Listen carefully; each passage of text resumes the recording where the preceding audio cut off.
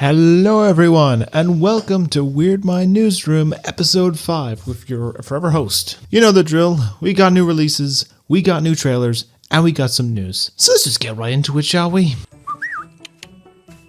Our first new release of this week comes to us from the unique filmmaking mind of Wes Anderson, known for his style of every shot being symmetrical and having unique quirkiness to them all. And he has a new film titled Asteroid City. This new one is set like a stage play, which gives us a story of world-changing events spectacularly disrupting the itinerary of a junior stargazer or space cadet convention in the titular American desert town in circa 1950. Now, this film does have quite the big cast, with some names including Jason Schwartzman, Tom Hanks, Margot Robbie, Scarlett Johansson, Steve Carell, Bryan Cranston, Willem Dafoe, Maya Hawke, and so many more names to choose from. Now, the reception seems to be pretty strong, as is most other Wes Anderson films, and if you're interested, I'm sure it's worth check out. I will probably be checking this out when I get the chance, and if a cinema nearby has the location to watch it, so yeah. As for TV releases of this week, we're going back to the MCU for the first of the 3 TV shows of this year, with of course the deep conspiracy series of Secret Invasion. This new one will follow Nick Fury as he returns back down to Earth from that spaceship we saw him in back during Far From Home, as he teams up with fellow Skrull Talos and Agent Maria Hill when he learns of an invasion of some rebellious Skrulls trying to cause a cataclysmic event. Now, the first episode did drop this week. I did check it out. It was pretty interesting. It's a lot more serious and it's more mature than what I remember from an MCU stuff. If you want to check it out, it is available for the first episode right now on Disney Plus, with the new episode releasing every Wednesday for the next 5 weeks until the series is finished. Now, for the game releases of this week, we have a return to the long-running series of Final Fantasy with the official 16th mainline entry in the series. This new one is set in the fictional world of Valisthea, a world divided amongst 6 nations who hold power through crystals and dominance of a human species regarding all these heroes. But when a malady known as the Blight comes along and causes tensions amongst the nations, and you take on the role of Clive Rosefield as you go on a revenge quest against the dark Econ Ifrit after you witnessed from your brother and your entire kingdom being destroyed by this Blight and all other forms of mess. Now, this game seems to be getting some pretty strong reviews from what I've seen, especially for the PS5 version.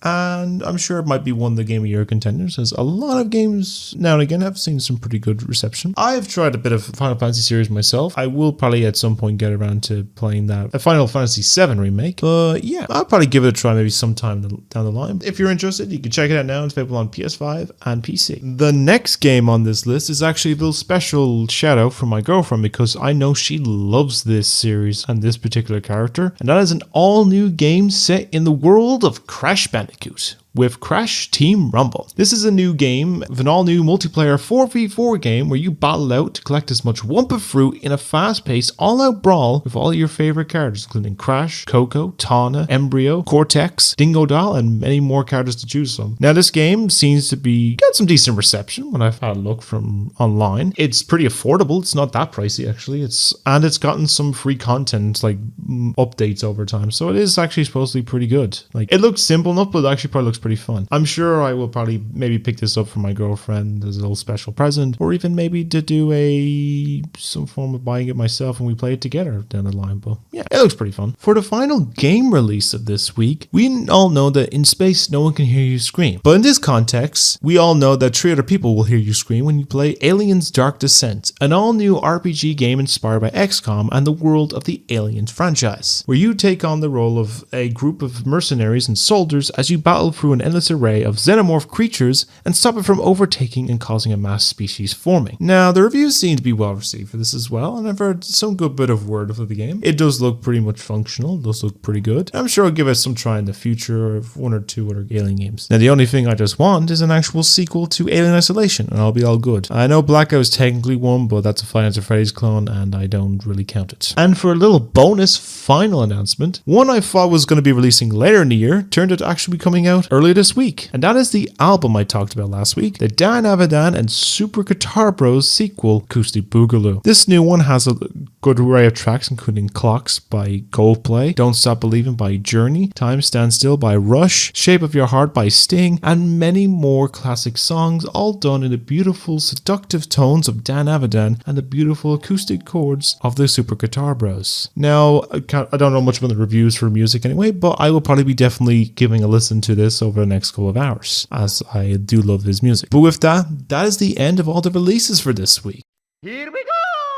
On to trailers this week. Our first one is actually taking us to the Sony universe of Spider-Man villains. Now, after 2 films involving symbiotic creatures and also getting more last year in the pretty abysmal box office, it's time for the hunt to begin with the new film Kraven the Hunter that will see the origins of Russian immigrant Sergei Gravenov begin his mission to prove he is the world's greatest hunter. Now, the trailer has shown off some more graphic material given that this film is actually rated R, and honestly I'm all for that. Give us a bloodier, grotesque version of Kraven that will basically bite someone's eye out with his bare teeth. And it does look pretty good. First impressions are pretty interesting. Now, you know, things could change, of course. They look pretty good, then just turn out to be ass. But I'm sure it'll be something interesting to check out when the film drops in early October. Now for another epilogue film based on a beloved children's TV series. We are getting an epilogue film based on the series of Zoe 101 with Zoe 102. Very coincidental name. This new film will see Zoe and the rest of the PCA alumni from the series reunite to attend the wedding of Logan and Quinn, and we'll see some old sparks fly and some new chaos begin in the process. Now, this does feel off to me for some reason. It's probably the same reason why I didn't really like the iCarly reboot. I don't know. I just can't seem to like it much. But I'm sure it's probably harmless. Although I have heard some stuff about this film is controversial because of Jamie Lynn Spears due to her connection to her sibling Britney Spears' conservatorship, but I'm sure it's probably going to be fine, and I might give it a look when it releases in a month's time on July 27th. The next few trailers are all coming to us from this week's recent Nintendo Direct. With so much to talk about, I'm actually going to delve a little bit more onto it in the news section. But for one of them, was a surprise to see again, was because I thought this was silently cancelled because I've heard nothing about it since it was announced. But we are actually finally getting the sequel to Detective Pikachu, the game, of course. Now, this is basically showing us a small teaser of what to expect. You know, Tim is teaming up with Pikachu, the wisecracking, coffee-loving little creature, as he solves more crimes, more mysteries in Rhyme City. And it actually does look pretty good. I'm hoping to learn as well when the sequel comes out, because the first game was pretty good, and also was the movie. But thankfully, I won't have to wait long for this, because this game is dropping on October 6th as well. So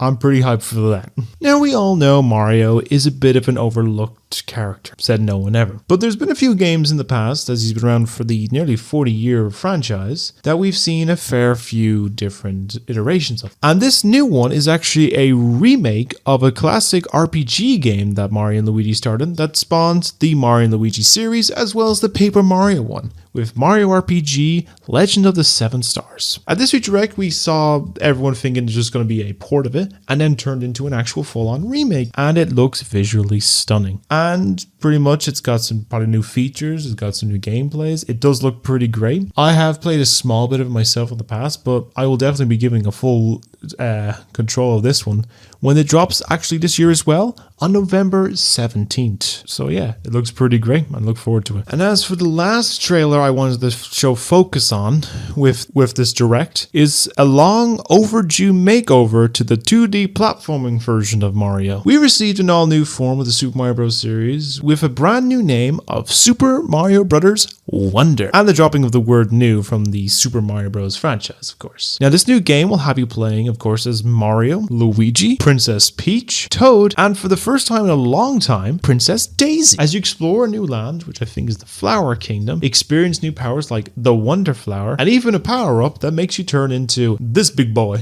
But in this all-new colorful game that has some art style that kind of has a style to the recent Puss in Boots Last Wish movie, in a way. It has that sort of vibe to it to me for some reason. But honestly, it does look really great, and I've been wanting a new Mario Bros. Game for a long time. This is the new official one since Odyssey. And this game is released releasing on October 20th, and we'll probably be going head to head with a certain wall crawler that's been basically sweeping the discussions of media this year with the Insomniac Spider-Man 2 sequel. But I'm sure I probably will pick up both of them, of course, and I look forward to having enjoyment as a superhero and also some fun times in the Mushroom Kingdom or wherever this new kingdom is. And on the last trailer for this week, it just feels a bit of a coincidence, as this trailer came out the same week that the GameStops in my home country all sadly closed all of its stores. And it is really sad to see them go. I know they were kind of very pricey, but I enjoyed shopping them and buying stuff now and again. But anyway, this new film, entitled Dumb Money, will focus on the insane true story that happened just 2 years ago in early 2021, when a group of ragtag Redditors on the subreddit of Wall Street Bets put some stock into GameStop that crushed major hedge funds of Wall Street and uprooted major establishments. And then it was fun to watch a lot of these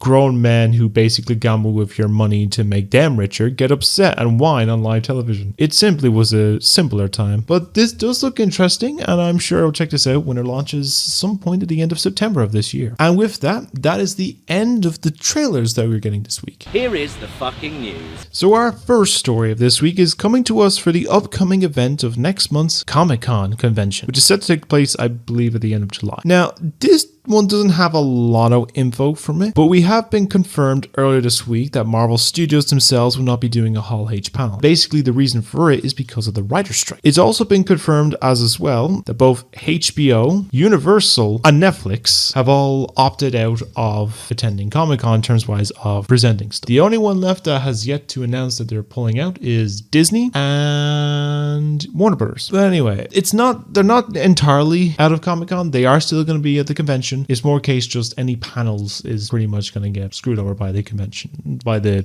writer's strike. But what do you think? Do you think it's a good idea for them to do it? Or do you feel they should just basically delay until this whole thing is over? But let me know what you think down below in the comments. Now, as I mentioned above, after showing the 3 trailers for Pikachu and the 2 Mario games, there was a big, huge Nintendo Direct this week that showed a lot of great announcements this week for upcoming sequels and announcements. And just to do a case here, I'm going to do a quick fire round and show off a lot of the content that we got this direct. So the big one they mentioned as well was they got some information more about Pikmin 4 that's coming out middle of next month on July 21st. That gives a focus on the new dog companion. There's now night explorations for the first time in the series, and there's an all new Pikmin that glows in the dark. And in other instances, we're also getting the Pikmin 1 and 2 ported to the Nintendo Switch, with the digital versions available to download right now on Nintendo eShop. But also, if you're looking for a physical version, you only have to wait until, I believe, the end of September to pick yourself up one, which is probably what I'm going to do in this instance. One that I've been wanting for so long, the Batman Arkham trilogy is coming to the Nintendo Switch sometime in this fall, which I'm hyped for, as basically all free games and all the DLC, so that's hype. The Metal Gear Solid collection, which includes from the original Metal Gear all the way up to Metal Gear Solid 3 Snake Eater, is coming to the Switch with a release date announcement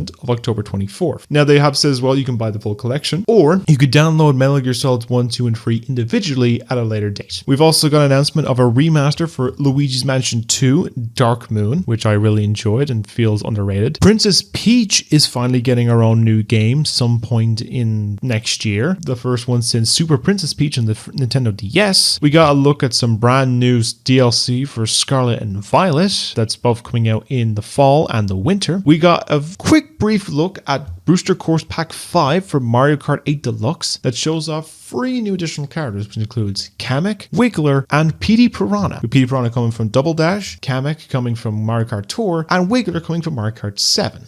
We got the second part of the Mario and Rabbids Sparks of Hope DLC, The Last Spark Hunter, released that same day as the event. We have a brand new 3D platformer from the IP of the creators of Sonic Mania coming out in early 2024. There's a brand new WarioWare game, which is surprising because I thought there was one that came out last year, as well as a case of other ones, including Persona 5, a new Tactica, a new Hot Wheels game, a game that's set like with a Saturday morning cartoon vibe, and many more. I'm sure I'm missing probably a few other smaller ones, but there's just so many amazing content announced at this event. 1 or 2 didn't get announced, of course, like we haven't heard any info in a while for Metroid Prime 4. I was hoping at least for a port announcement of both Wind Waker and Twilight Princess to the Switch, but I'm sure that's probably going to come. They want to focus on Tears of the Kingdom. But I'm very happy with what was unveiled. But what did you think of the Direct if you watched it? Are you excited for any of these games? Do let me know down in the comments below and we can discuss that further. Now onto more convention news. We turn our eyes to the event that would have been hosted at the beginning of this month, and that is the Electronic Entertainment Expo, or E3. Now this has been some discussions that apparently the event will not be going on, is apparently cancelled for 2024 and 2025, as similar was to last year and this year, which was overtaken by the Summer of Games. Now the full event is not totally cancelled as of what I've heard. It has been discussed that it might possibly be, but in most cases it's just the actual physical version. There might still be versions of like, the digital events like they did for 2020's version, 2021, but I'm sure we'll probably get some more confirming info over time. But do you think that E3 is coming back at all? Or do you think that it's time for an all-new gaming convention and that E3 is a thing of the past? Do let me know what your thoughts are down below. Now this news of gaming news came to us just briefly at the beginning of this morning. That's coming to us towards Bethesda. And we all know there's an upcoming Elder Scrolls game, of course, which is the 6th one in the series. Now, we've heard very little about this since they dropped the very brief teaser title announcement 5 years ago. And there's apparently been some development, but I have no idea because they seem to be more focused on their games like their upcoming Starfield game is coming out in September. However, we now have some news and it's not looking good, as according to some sources, it's seeming like Elder Scrolls 6 is going to be at least another 5 years away from release. So most likely we could be seeing it by 2028. Now, this could be a projection and the game does actually come out in less time, but we'll hopefully get some confirmation by Bethesda. We'll have to wait and most likely get another port of Elder Scrolls 5 Skyrim somewhere down the line. But do you think this game is going to come out at all, or do you think this game is going to get quietly cancelled and everything is just completely breezed by? Let me know what you think about it down below. And our final story is talking about the anticipated finale to the Spider-Verse trilogy Beyond the Spider-Verse. Now, Across is currently doing successfully well in the box office and has been getting some heavy praise from all sides of things. I do have a review written for it, which you can check out on my blog down below, with a video version coming soon. Now, it has been discussed that initially this film was being made back to back with the other one, Beyond, as it was originally started as a two-part. Well, it's looking like this film might get delayed. As you see, some stuff has started to come out the last day or two that showed that apparently 100 animators quit the project due to the amount of pressure, which makes sense, there's about 6 animation styles. And now there's a whole rumor circulating that the film may not actually be releasing in late March of 2024 and could be delayed to next year or even into maybe to later in the year or even to 2025 or 2026 due to the level of inventiveness for these movies, which I completely understand. Now, I do expect the sequel will probably be delayed, of course. I don't see how they could magically just release it in 9 months. They could pull something out of their ass, but who knows? It could still be great. You never know. But honestly, if it is delayed, I'm fine with it. It gives me more chance to respect Across the Spider-Verse and be more hyped for Beyond. And I'm sure at some point I will finally get around to seeing this movie. And yeah, it's because they do a lot of experimentation with this, and with the time constraints and all the stress for the animators, they're basically reduced down, which I'm totally fine with them doing. So I can wait. I'm a very patient person, of course. But what do you think? Do you think this movie will be delayed, or do you feel this film will drop on March 29, 2024? Do let me know what you think down below. And with that, of course, that is the end of the news for this week as well. Big Penny. And with that brings us to the conclusion of this week's Weird Mind Newsroom. Now, I hope you enjoyed me rambling for probably another 20 minutes of me talking complete nonsense about media, but I do tend to really delve into all the stuff that comes out about media this week, from like trailers and news and all releases and everything like that. So it takes a bit of a process. It takes a long time to write all this, and it takes a lot of time to record, especially when a lot of time constraints from setting all this up, as well as making sure that no one's going to keep interrupting me every time someone walks in the door and I have to keep recording this. But anyway, I'd love to hear what your thoughts are on some of these releases, some of these trailers, and some of these news stories. Especially want to hear about your thoughts on the Direct and the Spider-Verse delays, of the possible Spider-Verse delays, and what you think of some of the releases. Have you played any of them? Have you watched any of them? Have you witnessed any of the trailers? And what are your thoughts? Do let me know down below. Now, in most cases, I will have a little delve discussion about something this week. I've been invited to a special event tomorrow night. I might do a little video on it, but we'll see what happens. But anyway, I hope you all stay being wonderful people. I'm gonna wrap it up here. And as always, good night, good news, and powering down. You stay being classy, wonderful people, everyone, and I'll see you next week. Take care.